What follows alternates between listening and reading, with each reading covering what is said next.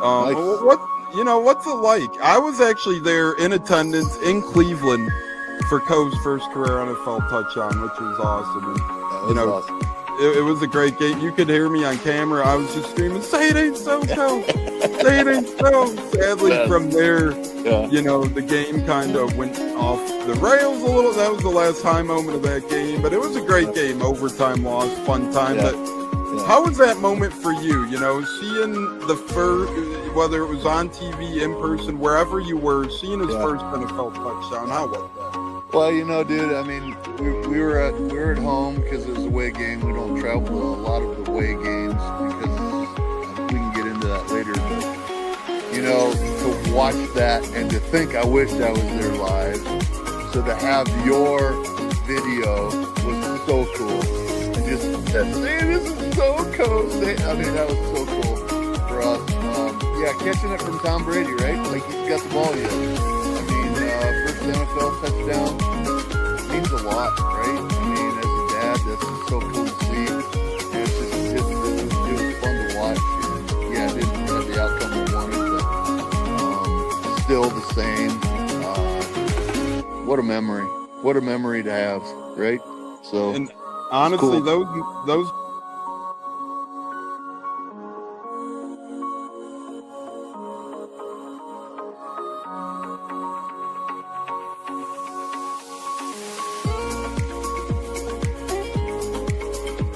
One of the best guests ever, the Buccateers in the house tonight. You guys hear him on Tampa radio all the time. He's one of the best in the business. My favorite personal in the business. That's why I'm elated tonight.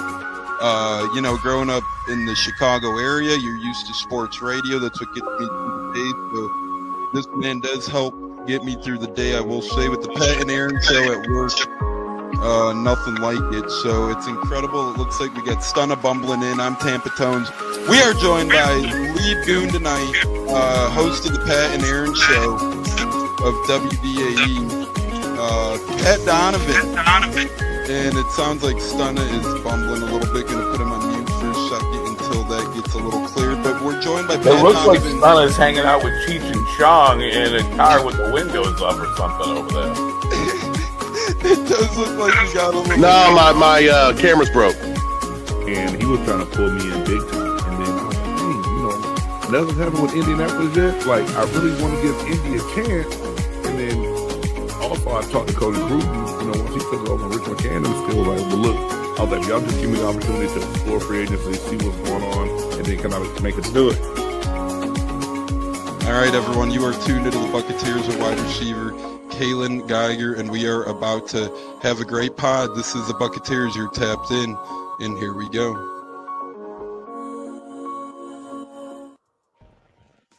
Howdy ho, howdy hey, how the hell is everybody? Welcome back on a Tune Me Up Tuesday into the Buccateers podcast. We already got a loaded chat flowing with the great B-Shuck saying, what time is it? Game time. It's Buccateers podcast time. The great Jonas in the house saying, hi, crew. And we're talking about a released Buccaneer. We got so much more comments to get to. And bittersweet show coming off a loss, but a lot of great topics to be had and converse about and kind of catch up with the guys of the Buccateers. A great Richard saying perfect timing, just left work. Olivia in the house as well. So many other great compliments too. We're going to get to the other comments if we haven't gotten to them yet. We will. And of course, happy Veterans Day to any of those listeners who served, and happy Veterans Day to those who served in general, especially the late great Uncle K of mine, which we honored the Red Eyes Pick'em segment on Saturdays too, and the rest of the great guys and gals around the world, our country, that serve in the military. So thank you all for Veterans Services, Veterans Day. Thank you guys for helping protect our country. We're here on the Buccateers to hopefully brighten some days here on Veterans Day. Cats, glad to have you in, brother. How you doing? How you feeling after the loss to New England on Sunday, my friend? Forgive me for looking tired. It's because I am tired. It's a tough one to swallow. They had their chances for sure, and that's what maybe makes it a little bit tougher. Is, it was a game that was a winnable football game, and Yeah, so disappointed, but we got to move on to Buffalo now. Definitely short turnaround, 7 days. That's the beautiful thing about football. When you're not on a bye week, you get to kind of try and bounce back, and that's what the Bills and Bucs are both going to try and do. Speaking of bounce back, Zach, you're back quick, as am I, from Tampa trips. How was it? How are you, my friend? How was the Mike Evans Family Foundation event and the game you ended up going to? That was really cool. Yeah, it was a good time. It was a good time. The event supports a good cause, so it's always good to give to a charity. Got to hang out with a lot of great people. Tickets for the game came in clutch. A very nice Bucs fan on Twitter ended up gifting me 2 tickets to club. Only conditions were I had to buy him a beer and give a shout out to Rice's soccer team. So go Lady Rice soccer team. Fulfilling my end of the deal there. Drive home was a little hairy. West Virginia was snowing really bad. It probably put down, I don't know, couple 5 inches while we were going slow sledding for a bit, but we made it. That's the adventure you get when you drive. Yeah, there you go. Hey, cool shout out, Lady Rice. There we go. Hope you guys are gonna have season this summer, spring. I'm guessing their season starts. So there you go. Good stuff, Zach. And very cool. I mean, that's the thing with Bucs fans. They do hook each other up sometimes, right? Especially, I feel like the 2 ticket is a nice little pocket of tickets to look for, because I feel like a lot of people have 4 tickets. And if something happens to 2 of the people that are supposed to go to the game, 2 tickets opened up. That's how I was luckily enough invited by Tyler Sharp the one time, our friend of the programs. But great stuff, club level. Mike Evans event, I'm sure you got to see some great people, had some great times. And yeah, the weather, man, I was just nervous, Zach, because we were flying back to Chicago. They kind of overhyped the weather a little bit, but between all the fluff with the government and the weather, I was like, man, I just hope to get home. So I'm just glad me and you made it home, brother. Absolutely. The great Jonas says, nice intro music. J-Lo, how the hell you doing? It was fun hanging with you this past weekend, my friend. Hope you're doing well. And you had a nice seat to the game, although the Bucs lost. At least you were right in the 100 level by the visitors' tunnel. That had to be pretty cool. Oh, yeah, it was cool. And not too many Patriot fans. Not too bad. I got to say, the Bucs fans were there, going toe-to-toe with the fans as far as, shouting room for their team. No fights, luckily. That's one thing I got worried about, being down there by the visitors' tunnel. And, of course, we didn't win. Is what it is. We always had a good time with you and the fan, brother. Always a good time. Always a good time indeed. And we actually were lucky enough to meet up with the great Pat Donovan and Aaron Jacobson for a little bit on Saturday. That was a lot of fun. They just released, Copperfield Brewing. Very cool place, by the way. It was my first time at Coppertail Brewing, and they had a really nice setup. They had live music going. They had good beer selection. The vibes are buzzing as Olive joins us. Happy Veterans Day. Hey, everyone. Hey, Olive. We love our lady listeners. Thanks for checking in. But they were really cool, down-to-earth people, both Pat and Aaron. They were there celebrating a birthday, told us to stop by. It wasn't like an event or anything like that. So Pat's wife, Heidi, was incredible. Me and Olivia got to talk with Heidi a little bit. J-Lo, myself, Pops, Joey, we all got to meet both Pat and Aaron. And it was funny. We were taking a selfie with Aaron, and then Pat comes running in. He's like, don't forget about me in the selfie. I'm like, I won't, brother. So we got a picture with all of them, and they were both talking about the pod, and they are both very familiar with the whole show. They're like, hey, aren't you and Zack out-of-staters? So they just assumed J-Lo was an out-of-stater. So very cool stuff, just getting to affiliate with a friend of the programs, Pat and Aaron, in our time with Tampa. Then, yeah, me, my brother, mom and dad, and the fiance actually got, dude, this is the most expensive. I mean, we sat row 1 before. We sat a couple rows back by the Bucs tunnel. This is the most expensive we've ever paid, and we were in the middle of the 300. Not that they were awful seats, still pretty good seats, because Ray J doesn't have awful seats, but just funny how it's the most to pay for a ticket, and you're stuck in the 300 level. But nonetheless, the vibes are wild. We had 3 college kids in front of us that were all Patriots fans, and They went to U of Tampa. We were kind of having a fun little back and forth all game. But I will say Patriots fans, for the most part, respectful, not like a lot of other fan bases that come in. A lot of them were a little obnoxious with the Drake May MVP chants. But Zach, how are you feeling after the loss on Sunday, brother? As we kind of really, there's no given Sunday in the NFL, but when you lost to Detroit, you had the Saints the next week. It was a good chance for pick me up.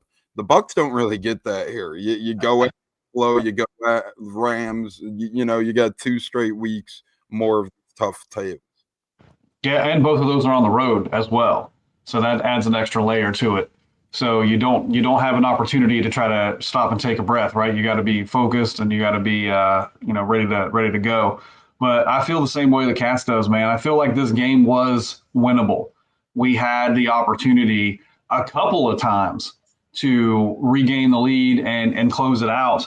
It really, to me, came down to those four big splash plays for the Patriots, because the defense played pretty solid outside of those 4 plays. Just those plays kind of resulted in touchdowns. So it's not much you can do with that, right? I don't know, man. I don't even know who to put the blame on. Is it execution? Is it scheme? Is it a combination of both? There were just times where I was confused as to what was going on the field, what Bake was looking at. Because I'm sitting up in the stands and I'm like, man, the running backs in the flats were open all day. I felt like maybe that was like his last progression on the reads, because the only time he ever threw out there was last second and they were covered by then. But if you got a chance to go back and watch the game on the 3rd and 3 that Baker throws the ball to Otten, and then Otten gets hit pretty good and the ball comes loose, Rachaad White is out in the flat.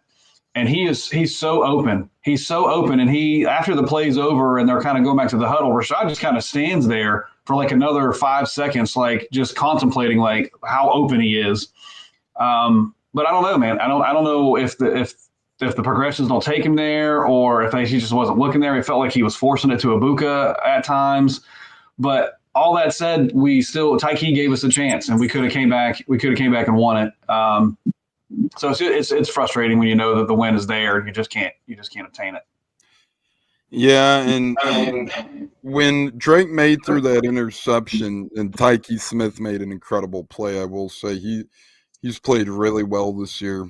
As you and Katz alluded to, that game was there. That game was for the taking. The Bucs are driving with the ball, and I really thought when Bake alluded that 4th down sack and behind the head dumped it off to Rashad. From my vantage point, for a minute it looked like Rashad was about to split that gap, but it closed in a hurry. But the 3rd down play was big. Not blaming Otten for that drop at all. He got crushed, and it was such a close window. I would have personally, and I'm not one of the ones blaming Grizzard. I personally think he did a pretty good job. I think the play calls were there. I think the execution wasn't. I would have liked to see a better 2-play sequence on that 3rd and 3 set, though. I mean, if it is 3rd and 3 and it's 4 downs, I wouldn't have minded a run on 3rd down. Even if you get it to 4th and 2, 4th and 1, you could kind of keep the defense off balance then. And then the lack of scrambling by Baker to me kind of tells me a couple things. A, the defense is kind of learning how to beat up this Bucs beat up offensive line, right? The first couple of weeks, you don't have the Michael Jordans at left guard on film next to these guys. And now that defenses are kind of settling in, I'm thinking they're learning how to play Baker's run a little bit. And B, as the year goes, Baker clearly gets a little more hobbled, a little more banged up as the year goes on too. So I think the lack of play calling on that 3rd and 3 and 4th and 3 and the lack of Baker scrambling all game was kind of an under talked about aspect of why we also lost this game, on top of having our opportunities. The great Puckhead from Nebraska says, "Greeting, boys. Greeting, Mike. We appreciate you always tuning in from Nebraska." Jonas, they do, but I believe they change it up a little bit. Instead of calling it the Legacy Lager, I think it's called the Florida Special Lager, but it's still like the creamsicle colors, if that makes sense a little bit. So Joey Nip saying, "Miss being in Tampa." The great Bucs Nation saying, "My guys, how the hell you doing, Bucs Nation? Welcome back." How was the game Sunday and the trip? It was good. Tampa weather beats Chicago weather this time of year every damn time. Even though the game wasn't great, I was there with my family and fiance and some good buddies. So hard to beat that. But J-Lo, thoughts on the game, and how was it sitting as a single ticket? You were probably around a lot of Patriots fans. How was your experience at the game? It was a lot different to my liking. I'm used to sitting with people, I go to the game with. But unfortunately, with the price of tickets, I had to go with what I can afford because I refuse to pay a lot of money to sit in the nosebleeds. No disrespect to me, it's a good view anywhere, but not the price they were asking. But I will say, for the most part, there were some Bucs fans around me to where I felt comfortable rooting for my team, not being overlapped by a bunch of Patriot fans. It just sucks, man. I mean, they had a chance to win the game, like Katz and Zack were talking about. It was a very winnable game. I thought for sure after Ty Key got the interception, we were going to drive the ball and win the football game. That was kind of the momentum I felt they were building on offense. But unfortunately, our offensive line is just depleted, man. And fans want to go after the coach, Baker, all turn on everybody because of a loss. But let's just remember, we're 6-3. Around this time for the last couple seasons, we would be under 500 trying to get back to a winning record.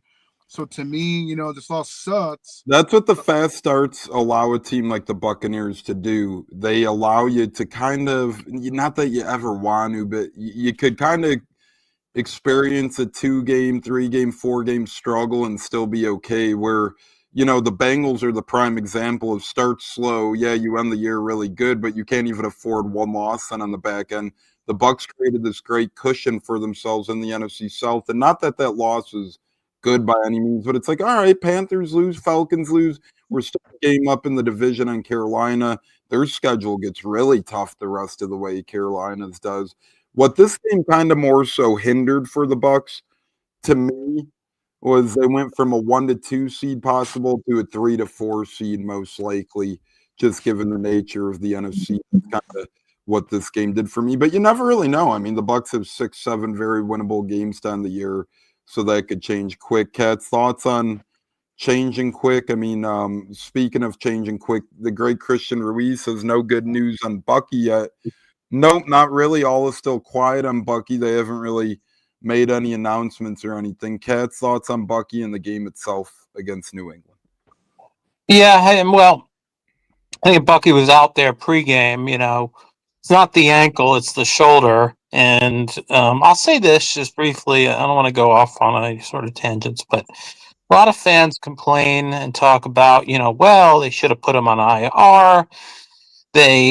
I even see the word malpractice thrown around. People obviously don't know the meaning of that word, but people on the internet all think they're doctors.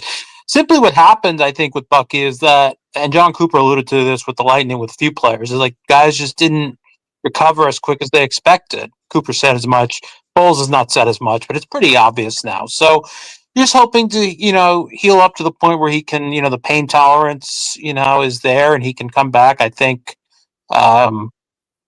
that's all you can do. And that's, each week that passes, you hope he feels a little better and is more able to take a look. That's an interesting comment, though, what Bucs Nation is saying. I don't necessarily agree. He's saying that we should have kicked the field goal, make it 21-19. I don't agree with him on that. I will say this. One of the biggest plays in this game, well, there's two, but one came first. Not converting the 2-point try was a very critical play. And that was a great call by Grizzard. It looked to me like it was supposed to get thrown to Mayfield, and he was open. I think, whatever happened, Ibuka just didn't feel comfortable throwing it to him for whatever reason. I don't know. But if you convert there, then on that, you then have the 4th and 3 where Shepard gets called for the pick. You might kick the field goal there, man, 57-yarder, and then you might kick another, and you might be up by 3 if everything plays out the same way, and you might have a 24-21 lead late in the game. Who knows? That's why it's a ripple effect. You don't get the 2-point, forces you to go for it rather than kick a field goal. And that's how it went. That's why most games come down to 4 to 5 plays. It was Tony Dungy that always said that. And, I thought that was a good call, too, on the 4th down by Grizzard as well. Unfortunately, Shepard made it way too obvious. I mean, you're looking for a pick there. beat man coverage, and all he's got to do is just kind of stand there and let the guy run through him, and they don't call anything. But it's instinctual. It's an instinct play. He thinks I got to block the guy. Unfortunately, blocked him, knocked him over, and they're going to call it every time. So, yeah, tough way to lose. Couple plays there. One sets up the next, which sets up the next, and yeah. Yeah, no, to kind of build off your point, Cats, even if he didn't see him coming or if it was accidental, it was just such a blatant little knock over that, the refs are going to throw that flag every time, sadly, for better or for worse. It was a great play call, design, but that didn't work. But I thought Grizzard played a better game or called a better game than what people are giving him credit for. I do, too, think that 2-point conversion was drawn up well, just didn't execute. I mean, as we alluded to, too, sometimes it's hard out there when you don't have your grade A and grade B weapons, but this isn't a Tez Johnson knock.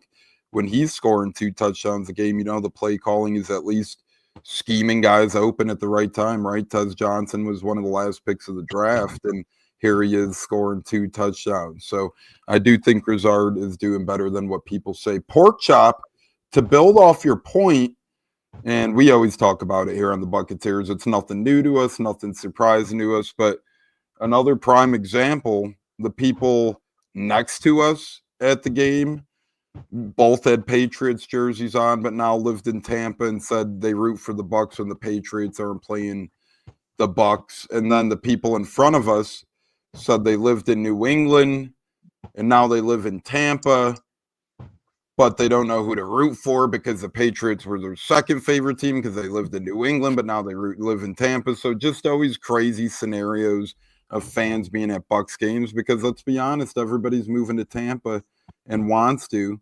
And yeah, it's a culture pot of fans. Vrabel knows how to attack the O-line that is beat up and minimal chemistry. Vrabel's a great coach, and the Titans are very, very much so looking themselves in the mirror and saying, what the hell did we do, man? We let go of Mike Vrabel, and now we got this dumpster fire of an organization forming. Speaking of dumpster fire, it's not a dumpster fire with the Bucs rookie D lineman, Zack. Sadly, sometimes when you just don't have enough bodies or room on the roster for bodies, you kind of have to make a guy fall victim, and Desmond Watson fell victim again, seemingly being released again by the Bucs. Zack, I don't think this is the bigger indictment on Watson himself. I think it's just Elijah Simmons is playing really good. Elijah Roberts is playing really good. Other guys are playing really good, and you need that roster spot for elsewhere potentially with the rookie suspension, a lot of injuries. We'll talk about the suspension and stuff coming up. But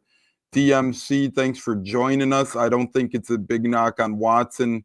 I think he was trending in the right direction. But when you have that many D linemen playing the way they are against the run, and that's pretty much what Desmond Watson does, Zach, I think he falls victim to kind of being expendable.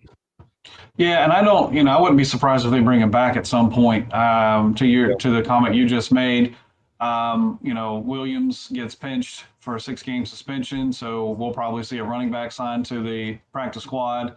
We've got some more injuries on the offensive line, so there might be potential for an offensive lineman to be signed to the practice squad. So, the Bucs are very familiar with Watson. Watson's very familiar with the Bucs now, so I have a feeling that he'll probably be back at some point and maybe even sign to a futures deal at the end of the season if he's not picked up by somebody else so they can continue to work with him.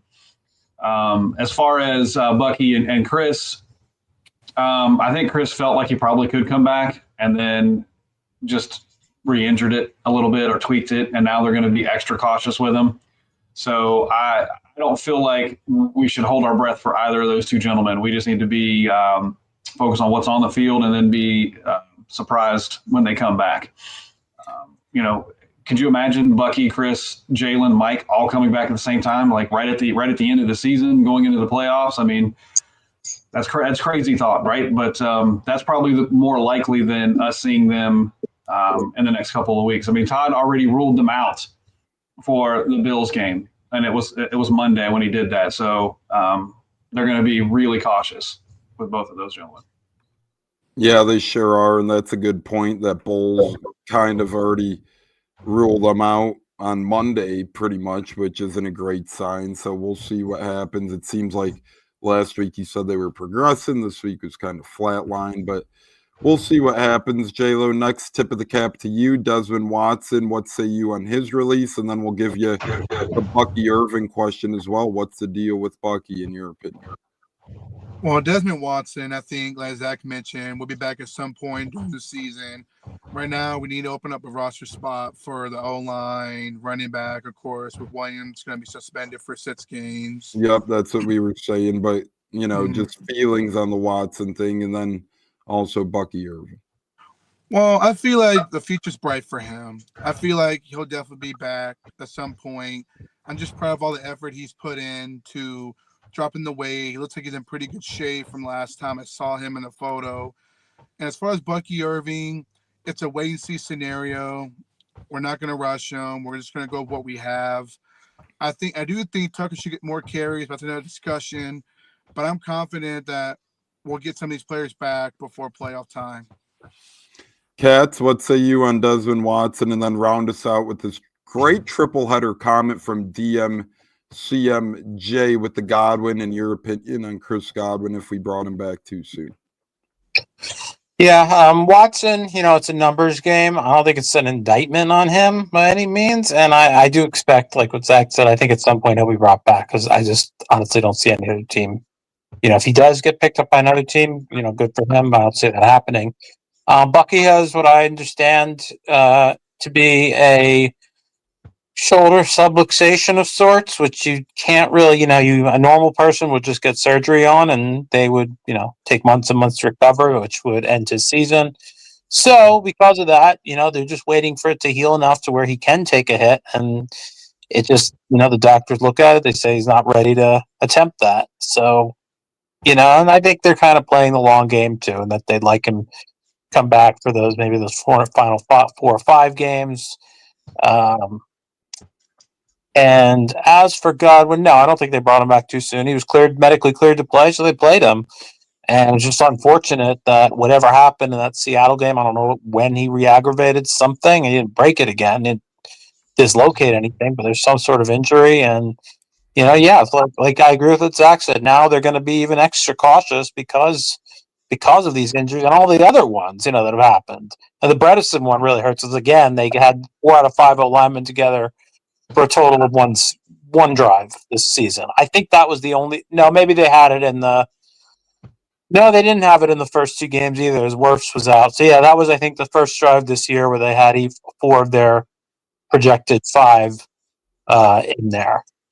No, I think I misremember. I think for the Atlanta game and part of the Houston game. So that's it.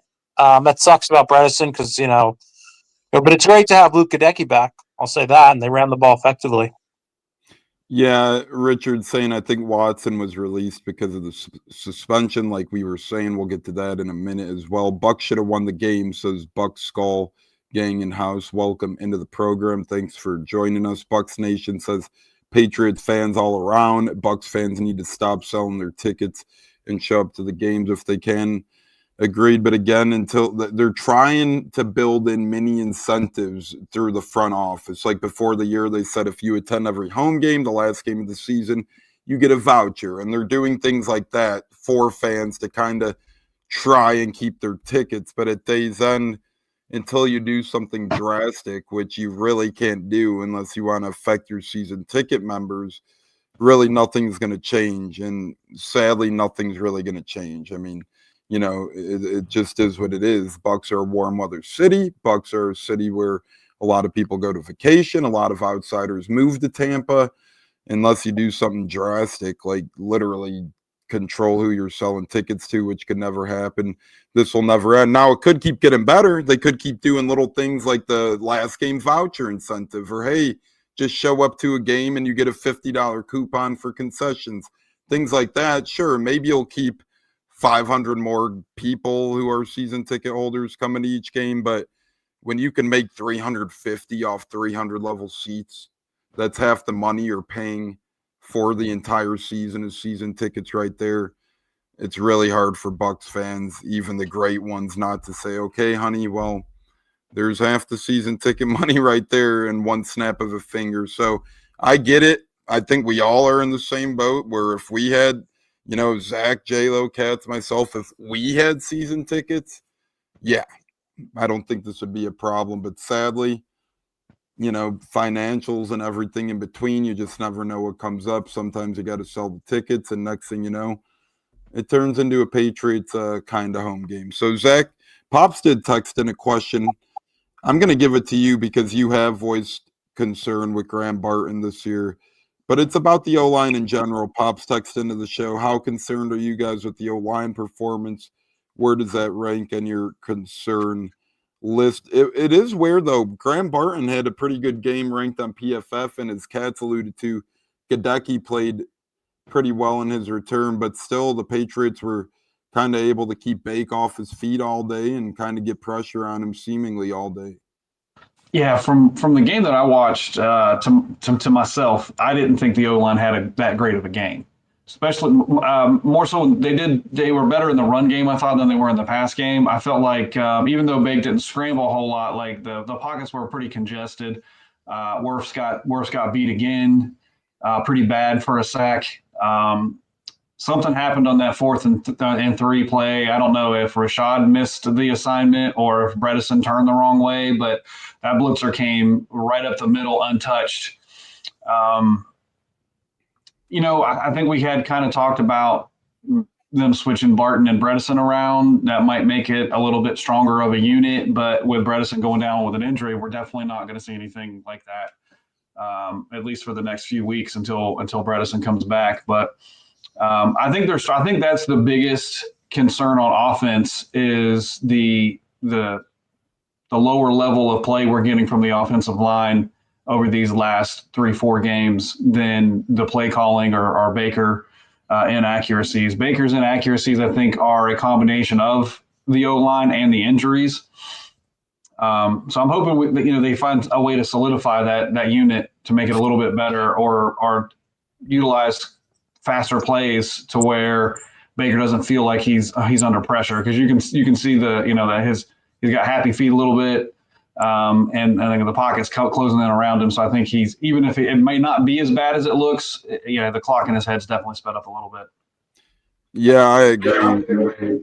The clock is definitely sped up in his head a little bit, and just one of those things where happy feet kind of creates more incompletions, which kind of creates you'd think it would create more running lanes, but sometimes it kind of diminishes them because you're just looking to make a play with your arm and then you're just throwing incompletions. So I definitely think it bodes with the O-line there as well. Pork Chop says, so if we go 11-6, we will be number 4 seed or 3 seed. If you go 11-6 at 3 seed, wouldn't be out of reel him. I mean, again, it's a week-to-week league, so the schedule doesn't matter. But the Bucs schedule eases up where a lot of other playoff teams right now vying for NFC spots kind of gets tougher over the course of the year. I mean, Seattle, the Rams, San Fran, they're going to have to beat up on each other a good handful of games coming up. Same with Minnesota, Chicago, Detroit, Green Bay. They're all going to have to beat up on each other very much so. So I wouldn't necessarily pencil in the 4 seed at 11-6. It would be probably a 60-70% chance, but there would be a possibility at the 3 seed still if you do go 11-6. But speaking of 6, the Bucs running back did get suspended for 6 games. He's a rookie, and he hasn't really played a lot, which didn't fare well for him to begin with, kind of given the circumstance. But we do know how the Bucs coaching staff is. They like to kind of play the hot hand approach. But rookie running back Josh Williams, who was also injured earlier this year, was suspended 6 games by the NFL without pay for performance-enhancing drugs. I do wonder if it's something he did after his injury. It's often an excuse that is the case. But J-Lo, thoughts on Williams getting the 6-game suspension and where the Bucs might go from there after his 6-game suspension? I wouldn't be shocked if they maybe look at like a veteran like Jamaal Williams, who they had in for a workout before. Yeah, very unfortunate. The Bucs really like him a lot during the preseason, and unfortunately he was battling injury, concussion, and now he's suspended. It's not looking good for him. We'll see what happens. Might get cut, and then they'll probably promote, I believe, Owen Wright. Isn't he on the practice squad still? He is. So they'll probably promote him to take over the third spot and go get another veteran out there to replace Wright's spot at the practice squad. Just very unfortunate. Hopefully he'll learn his lesson from it and be better. And I'm pretty sure another team will give him a shot because I think he is a talented back. He just bad luck with injuries and bad decisions. Former Pro Bowl cornerback Jair Alexander just recently signed with the Eagles. It's learned that he's stepping away from football right now to focus on his mentals to try and decide his future. That's what Jay Glazier just reported. So we'll see what happens there. But remember, players are humans too. Sometimes you're not up for it. Seem like you're up for it. So hopefully he's good over there. Jonas says Bucs will go 6-0 in the division. Hopefully. Katz, what say you on the Williams suspension? 6 games. I was shocked. I think he will end up getting released, or maybe not released, but never play another snap for the Bucs again. He might finish a year on the practice squad, then be like, go by years end. Katz, Greg Allman kind of pushed back against me, saying sure the Bucs like him and they'll keep him. But to me, given the Jason Light policy, and he wasn't getting carries even when he was on the team, Katz, I don't think this bodes well for his future. Yeah, I don't think so either. I mean, they mainly use him on special teams, and they liked him on special teams. But I think they probably look at the big picture and think that he would be replaceable. And yeah, given the team policy, I wouldn't be surprised if his time is up.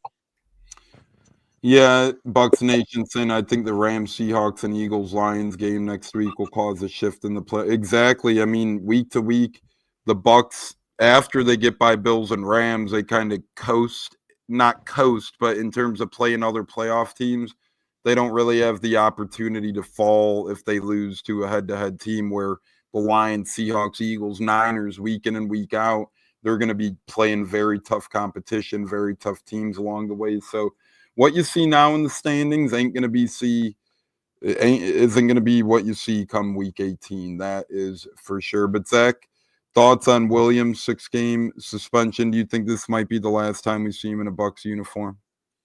Well, it definitely doesn't make it any easier for him to stick around. I mean, he was already the third string guy. I think he missed all of camp or preseason, right? Like, he didn't get much of anything because of an injury, and then he missed the first little part of the season. Not getting a lot of carries. Special teams is kind of like your bread and butter to make the team when you're in that position, and you can't make the team when you can't even step foot on the premises because you're suspended.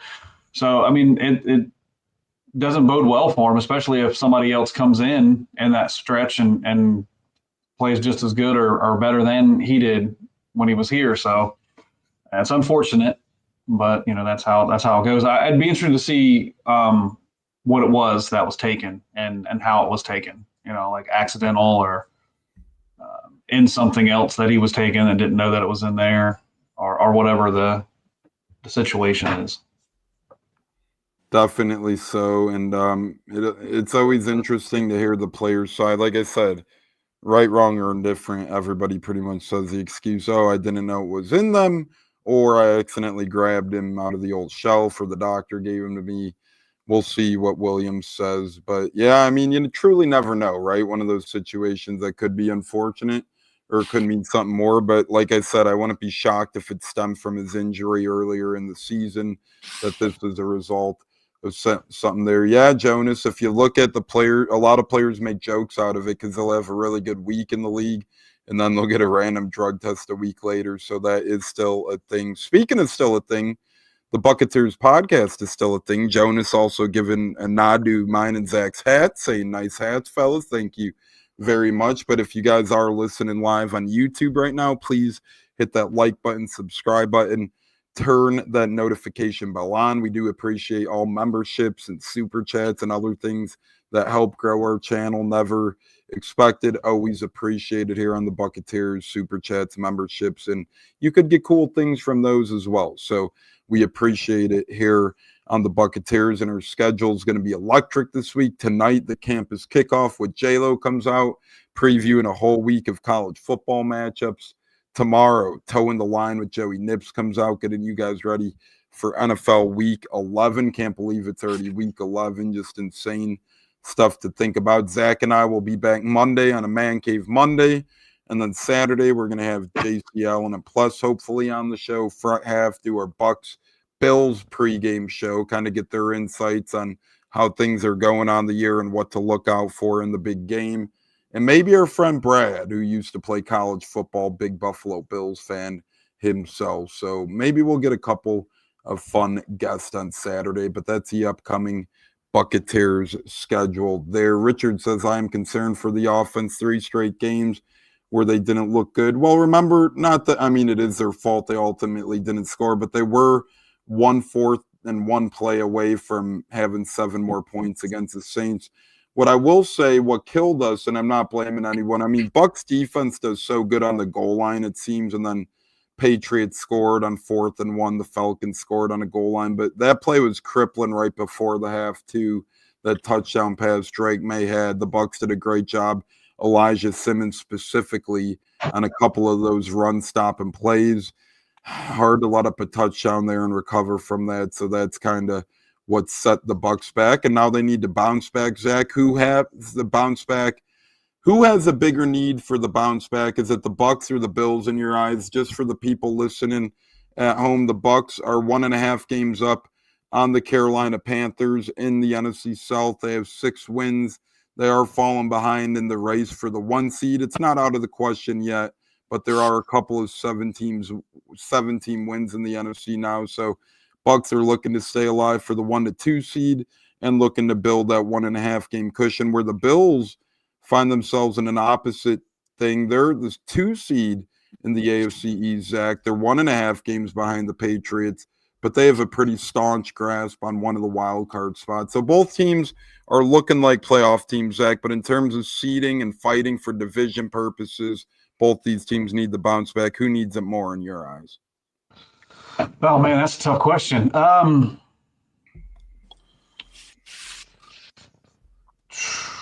Man, the Bills probably.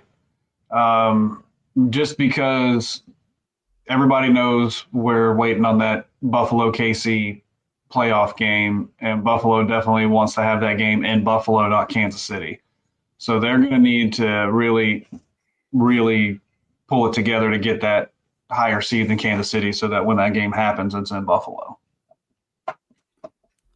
That game always seemed like, as you kind of just said, it always kind of seemingly happens. It just seems like it is crazy too. If you look at the AFC playoff picture, I've never seen anything like it for this late in the year. You still have 3 teams who wouldn't make the playoffs today that still have a 34% chance or higher of making the playoffs, which is insane because there's only 7 chairs at the table and you have 10 teams with a 34% chance or higher making the playoffs. Like the Chiefs, the Texans, and who am I missing? Somebody obvious, but the Ravens. The Chiefs, Texans, and Ravens all have 34% chance or higher of making the playoffs, and they wouldn't right now. So the Bills have to fight off teams like the Texans, have to fight off the Chiefs. The Ravens are all kind of lurking right now too. So I like where your head's at there, Zach. Jayla, what say you?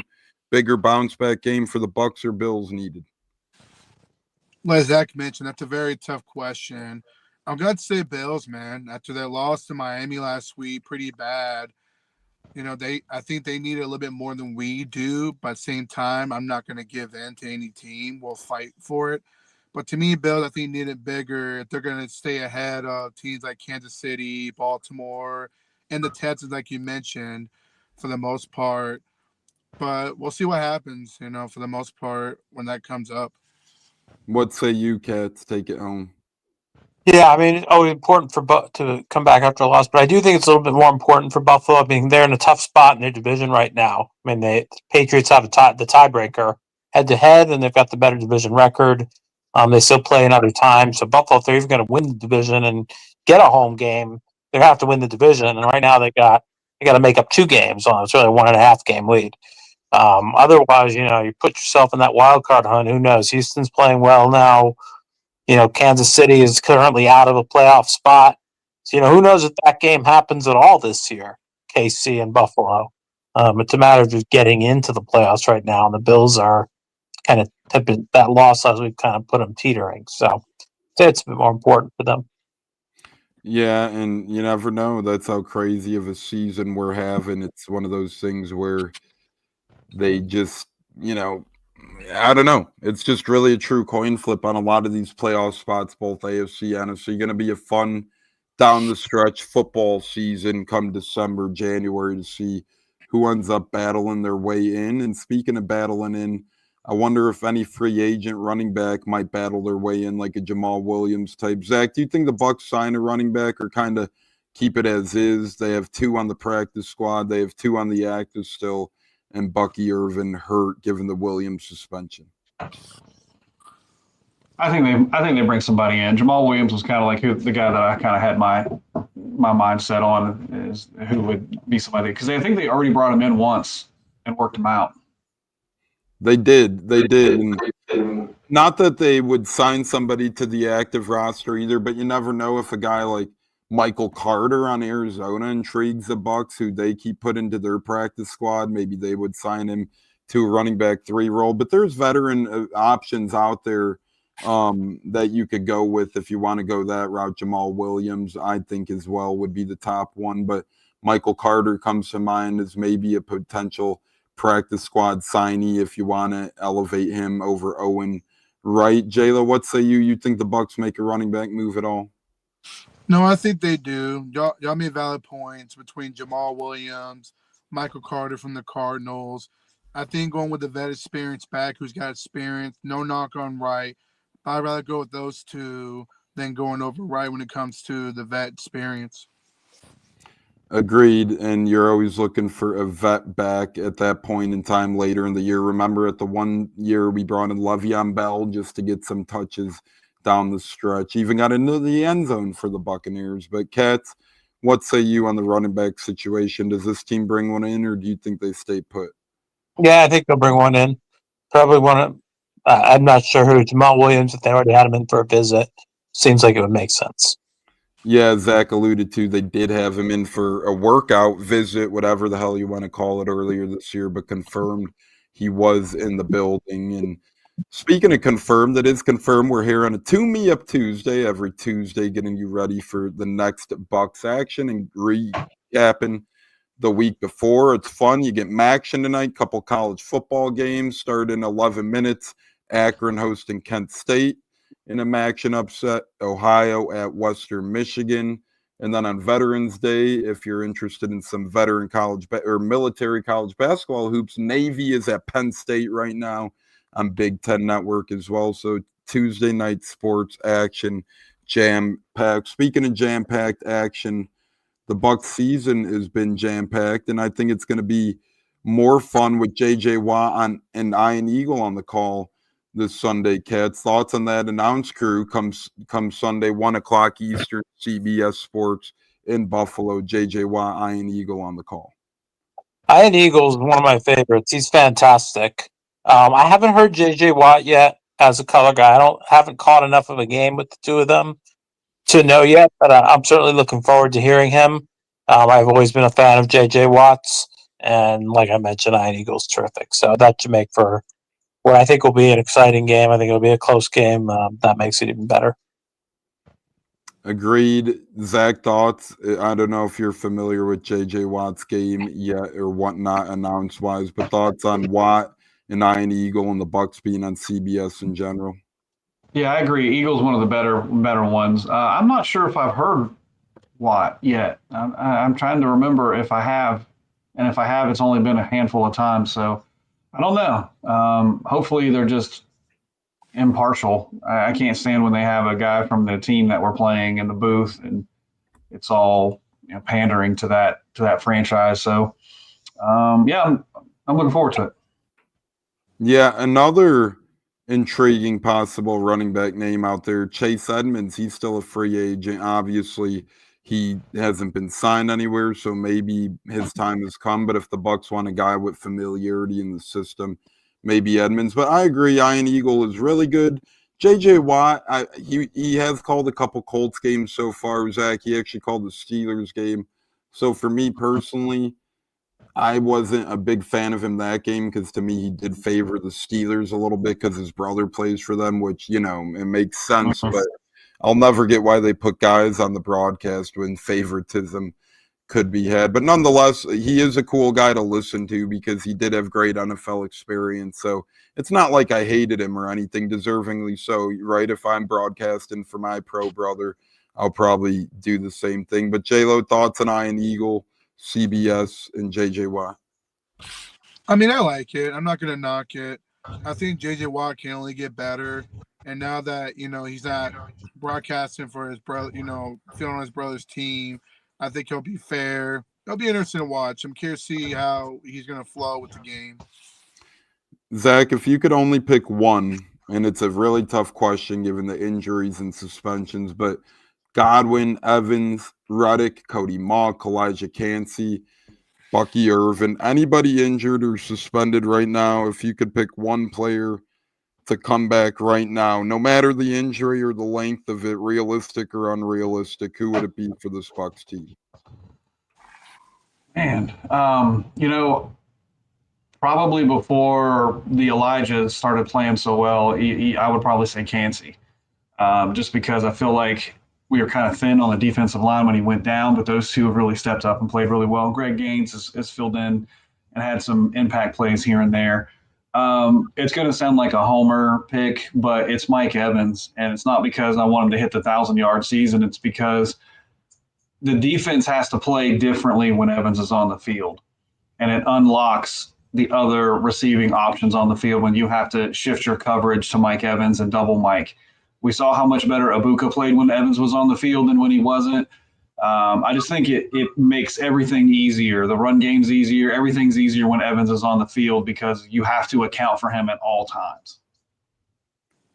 I love that answer too, and a lot of people aren't saying that, not for that reason, but a lot of people just think there's other obvious answers because the Bucs are banged up right now. So Mike Evans is a great, weird, under-the-radar choice, if you want to call it that. But I do agree with you in terms of when Mike is on that field, even if his stat line isn't producing, he's just producing in terms of taking off the doubles, taking the defender off over the top. Always somebody you got a game plan for, look out for, and then a big red zone threat too, right? I think it helps open up a Bucs team that's struggling in the red zone right now would open that. So I think that's a really good pick there. Cats, what say you if you could bring back one injured guy right now for the Bucs tomorrow, who would it be? Yeah, I'm totally with Zack on that. No hesitation. It's Mike Evans because of, you know, they've said all along the offense runs through Mike Evans. You know, case in point, I think, you know, you're looking at one play, the Buca touchdown in Atlanta, the second one, the game-winning one. They doubled Mike Evans on that play. Jesse Bates, I believe it was, went to double Mike Evans, left Ibuka with with a one-on-one matchup, which he won, and it's a touchdown. The Bucs win the game. That's the prime example of Mike, even if he's not. And then obviously, you know, he's great against man coverage as well. He just does so much for the team that it's just not having him. It's a killer. It takes away so much of what Josh Grizzard wants to do offensively. Yes, and Zach honorably mentioned Elijah Cansey, which I was considering him. I mean, he does so much for the pass rush, the run game in general, right? He frees up the edges, the interior D lineman a little bit. He gets after the quarterback. So huge loss there. I'm not going to make a case for Evans since you guys have both done a great job of doing so.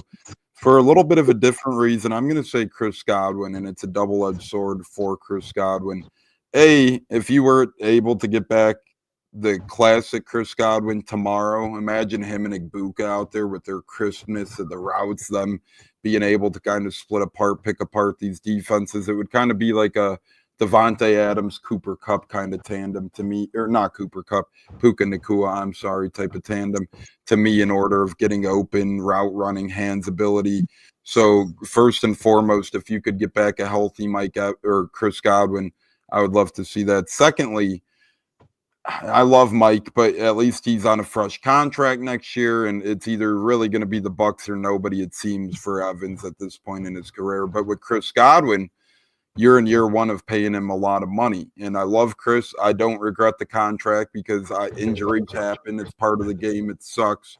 In hindsight, yeah, I mean, it'd be nice if money could go elsewhere, but it'd also be nice to see Godwin back healthy in terms of the money, the contract they gave him, in the future for that contract. Oh, we have a healthy wide receiver 2 or 3 going into next year, right? So I think it's kind of a double-edged sword, but that's why I'd pick Godwin. It'd be nice to get a really healthy back Godwin right now to help open up that offense, and B, to kind of show the return on the investment there in Chris Godwin. But Jayla, what say you to close this discussion out? I mean, all y'all made valid points between Mike Evans and Chris Godwin.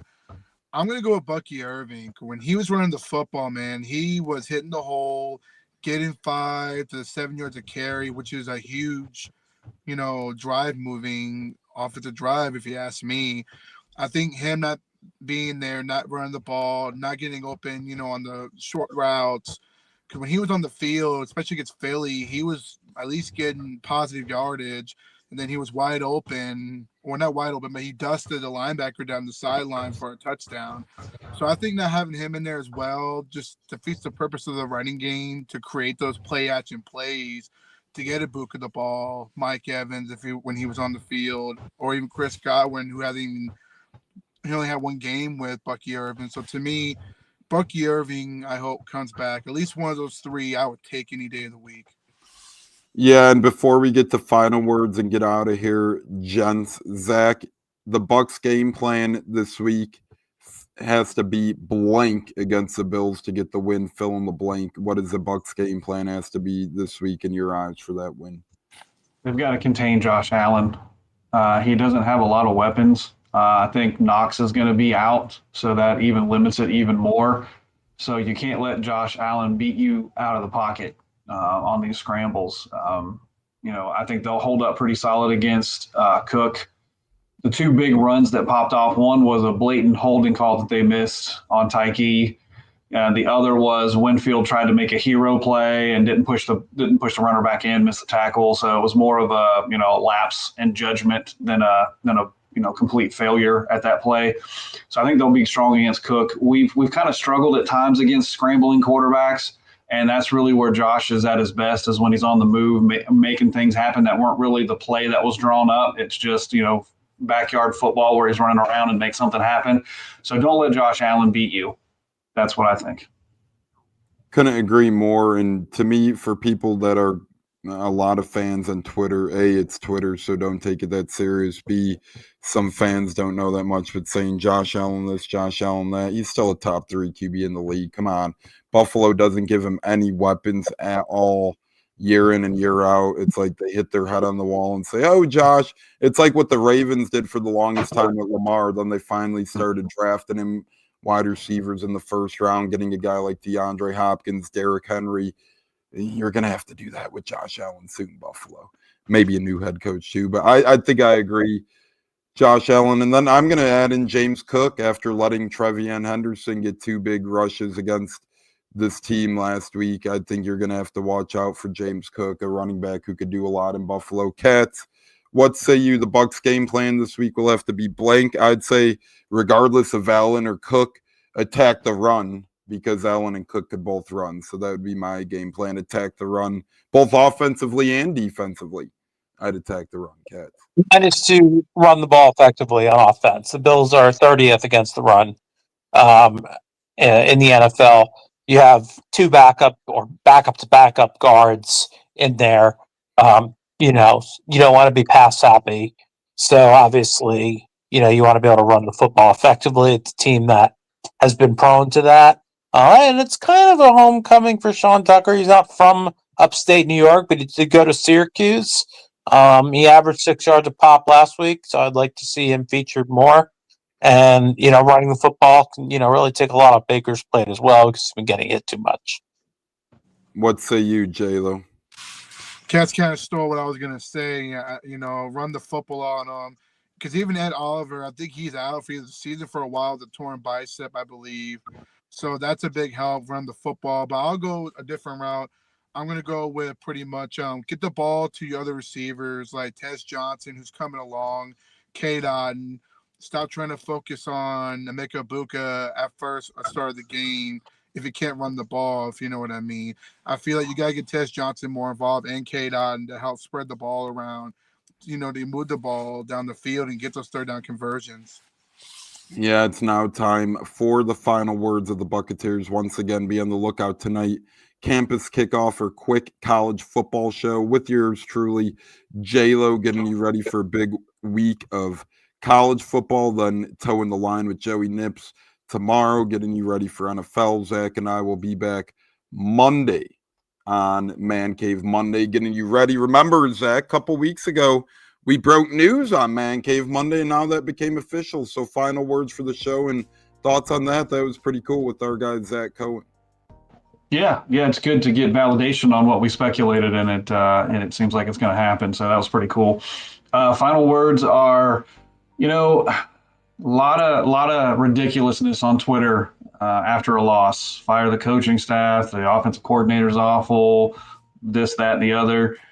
You can kind of tell who the pre-Brady Bucs fans are, man, because the four of us have been here a minute and would take 6-3 any day of the week. So just relax. We're still in position to win the division and make the playoffs. When you go through a drought like we did, you appreciate the little things. And yeah, this is a loss. We didn't get blown out. This wasn't a team that we were supposed to beat, and then they ended up beating our ass on our stadium. None of that happened. The Patriots are a good team. The Lions are a good team. The Eagles are a good team. Those are our three losses. It's not like we lost to, the Titans. So relax. They'll get it figured out. You think we want to win? Everybody in that building wants to win way more than we do. So nobody's going out there and trying not to win the game. So relax, be appreciative of 6-3, because there were a lot of times we didn't even win 3 games in a season. So, act right. Yeah, and Zach, kind of to piggyback off your point, my pops and I and my brother, when we're kind of breaking down our team's success for the year, we kind of look at how many tier 1 wins and losses you have.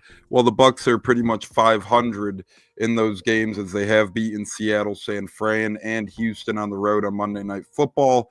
And then you have took 3 losses to potential playoff teams, as you just rattled off. So the Bucs are kind of 500 against playoff caliber teams right now. And that bodes well for the future, especially if you're able to get a home playoff game. J-Lo, what say you on the final words for the program? I mean, well said, Zach. Fans, please be appreciative of the efforts that this team has put together with, even on injuries that we've been through this year, that we have a winning record, 6-3. Just give it time. We're going to take the division, get players back healthy to where we got a chance to make a run. Just stay positive on that. Tune to the campus kickoff later tonight. Got a great lineup for you. And also, hey, Todd Bowles, we believe in you, brother. Like I said, get the team together. Focus on Buffalo. Let's go get that W. Let's get that dub. Focus on Buffalo. Indeed, the great Richard saying, "Gotta run. Have a great night, fellas." Cats, thoughts? What say you, brother? Yep, yeah, similar. Buck fans gotta, take a step back, breathe. They're still in a good position.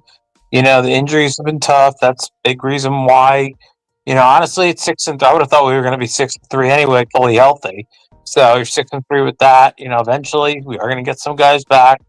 I'm just gonna, take a deep breath and relax and realize, there's a lot of football still, even though we're week 11, that's still barely halfway, 17 games. It's only 9, still almost a whole season, half the season left. So just calm down, relax. The Bucs are, right in the middle, right, more than in the hunt. They're right there at the top of the division, and, be thankful for that. Go Bucs.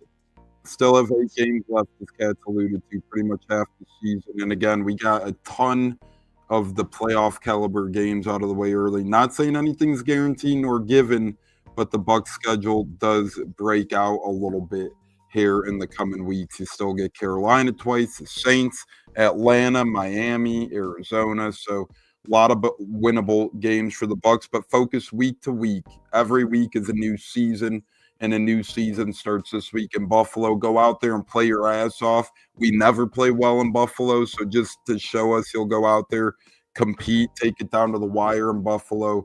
would mean a lot. So go out there and play well. Don't play sloppy like you did in Detroit.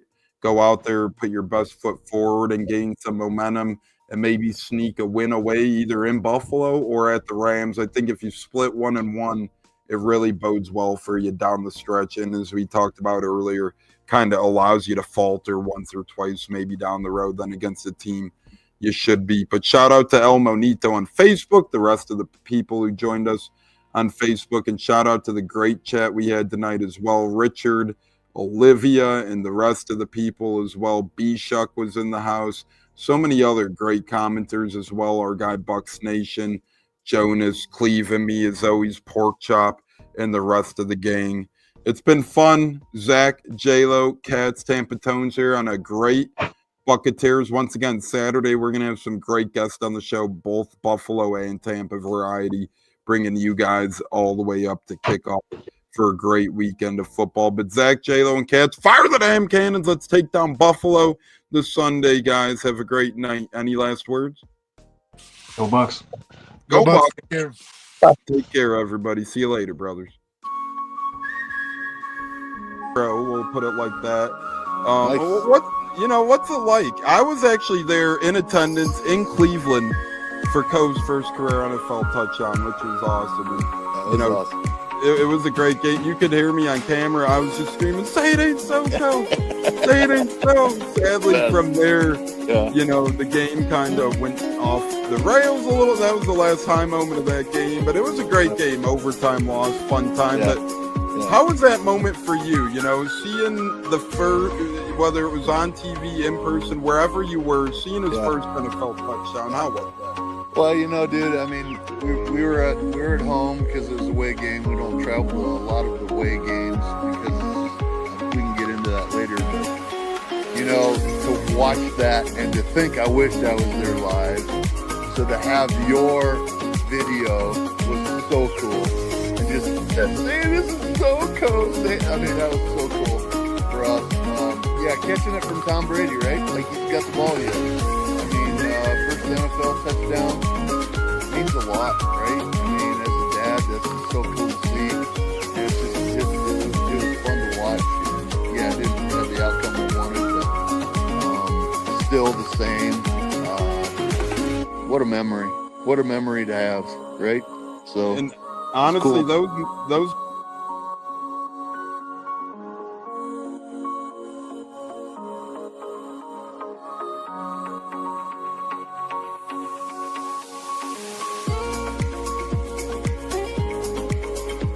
One of the best guests ever, the Buccateers in the house tonight. You guys hear him on Tampa radio all the time. He's one of the best in the business. My favorite personal in the business. That's why I'm elated tonight. Growing up in the Chicago area, you're used to sports radio. That's what gets me through the day. So this man does help get me through the day, I will say, with the Pat and Aaron show at work. Nothing like it. So it's incredible. It looks like we got Stunna bumbling in. I'm Tampa Tones. We are joined by lead goon tonight, host of the Pat and Aaron show of WDAE, Pat Donovan. And it sounds like Stunna is bumbling a little bit. Going to put him on mute for a second until that gets a little cleared. But we're joined by Pat It looks like Donovan. Stunna's hanging out with Cheech and Chong in a car with the windows up or something over there. It does look like he got a little... No, my camera's broke. And he was trying to pull me in big time. And then I was like, dang, nothing's happened with Indianapolis yet. Like, I really want to give Indy a chance. And then also I talked to Cody Gruden, once he took over Rich McCann, it was still like, well, look, I was like, y'all just give me the opportunity to explore free agency, see what's going on, and then kind of make it do it. All right, everyone, you are tuned into the Buccateers, a wide receiver, Kalen Geiger, and we are about to have a great pod. This is the Buccateers. You're tapped in, and here we go.